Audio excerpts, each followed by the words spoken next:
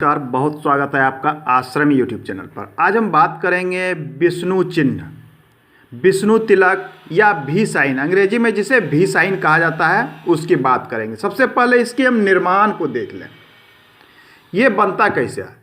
तो ये बिल्कुल सिंपल है, भी साइन है तो भी की तरह बनता है, लेकिन बनावट कभी इसकी ये इस प्रकार से खड़ी होती है, तो कभी इस प्रकार से तिरछी होती है, तो कभी कभी बिल्कुल इस प्रकार से पड़ी। सबके कुछ न कुछ अर्थ बदलते चले जाते हैं, हम इसकी भी बात करेंगे। लेकिन सर्वप्रथम ये बनता कहाँ है, तो बनता है ये हृदय रेखा पर, भाग्य स्थान पर हम बात करेंगे। तो हम जिस चिन्ह की बात कर रहे हैं वो भाग्य स्थान पे, मान लीजिए ये आपका भाग्य रेखा है, ये देख लीजिए, ये भाग्य रेखा है। अब यहाँ पर इस भाग्य रेखा और ये आपकी हृदय रेखा, इन दोनों के मिलने से ये भी साइन बन रहा है, या फिर आपके इस हृदय रेखा से ही ये भी साइन बना। हो सकता है ये इसी की शाखा हो, ये दो भागों में बट गया हो और भाग्य रेखा जाके यहाँ पे रुक रहा है, या इसमें जाके मिल रहा है, ऐसा भी प्रतीत होता है। तो अलग अलग तरह के हैं, कुछ न कुछ थोड़े थोड़े अर्थ बदलते हैं, लेकिन मूल चीज़ इसकी सामान्य रहती है। सबसे पहले इसकी गुण की बात कर लें। इसके गुण, अगर जिस जातक के हथेली में यह चिन्ह बनता है, ऐसे जातक जो है सबसे पहले एक तो मन के बहुत अच्छे होते हैं, मन के अच्छे और सच्चे जिसे कहते हैं, परोपकार की भावना। कारण क्या है कि ये भी साइन भगवान विष्णु का प्रिय चिन्ह है, जिसके कारण इसे विष्णु चिन्ह भी कहा जाता है। तो परोपकार की भावना, देवत्व का विकास, अंदर मन में कुछ न कुछ देवत्व की भावना रहती है, देव पुरुष भी लोग इनको बोल सकते हैं।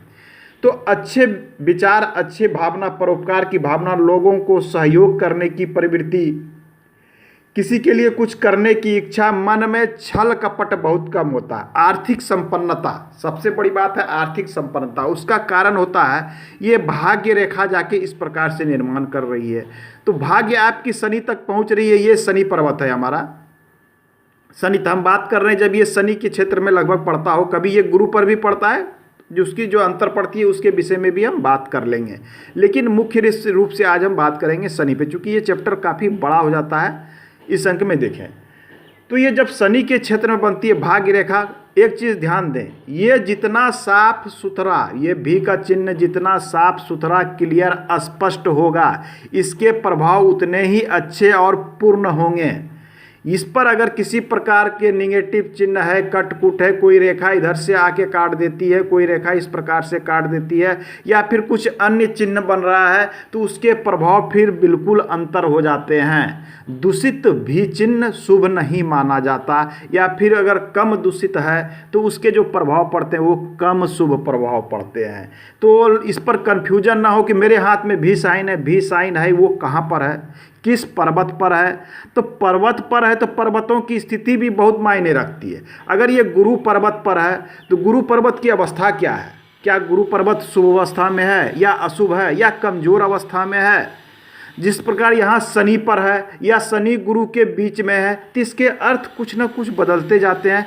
लेकिन इसका जो मूल चीज़ है लोगों के विचार के प्रति, वो है सामाजिक कार्य में संलग्न रहना, लोगों को मदद करना, धन से भी मदद तो करते हैं, लोगों के साथ अपनत्व की भावना, इस प्रकार की चीज़ें देखी जाती है।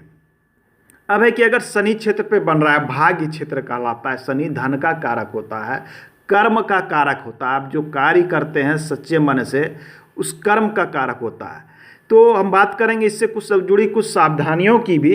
तो ये कर्म का कारण, और शनि पर भाग्य कहीं से भी निकले, हो सकता है भाग्य आपका चंद्र से निकल रहा है, हो सकता है मणिबंध के ऊपर से निकल रहा, हो सकता है कि जीवन रेखा से आपकी भाग्य रेखा इस प्रकार से चली हो।